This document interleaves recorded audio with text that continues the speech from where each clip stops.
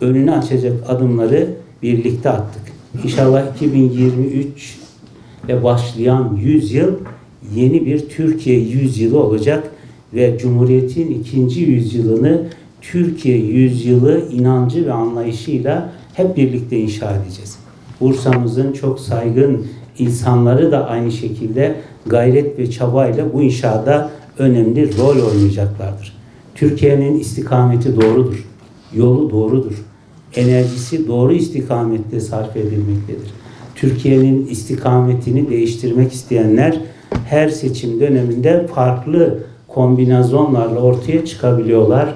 Ama bu milletin istikametini profesyoneller değil, millet tayin eder. Cumhuriyet'in ikinci yüzyılını dünyada Türkiye yüzyılı yapma yönündedir. Bunun liderliğinde, Cumhurbaşkanımızın liderliğinde Cumhur İttifakı ve AK kadrolar yapacaktır. Bizler gayret ve çabayla yolumuza inşallah devam edeceğiz. Türkiye'nin gidişini durdurmak isteyenler, kalkınmasını durdurmak isteyenler, esasında Türkiye'yi durdurmak isteyenler, Cumhurbaşkanımızı durdurmak isteyenlerdir. Çünkü Türkiye'nin bu büyük yürüyüşünü durdurmanın yolu Cumhurbaşkanımızı durdurmaktan geçtiğini bütün uluslararası güçler çok iyi biliyor. Darda zorda olan ve Türkiye sınırları dışında artık bulunan ve terörle mücadeleyi biliyorsunuz Türkiye sınırları dışına aktardı.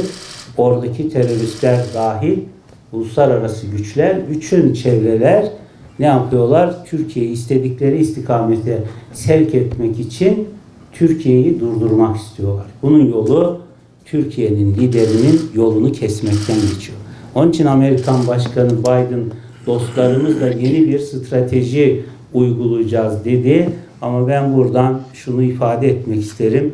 Türkiye'ye Biden'ın ya da AB'nin uyguladığı stratejiler sökmez.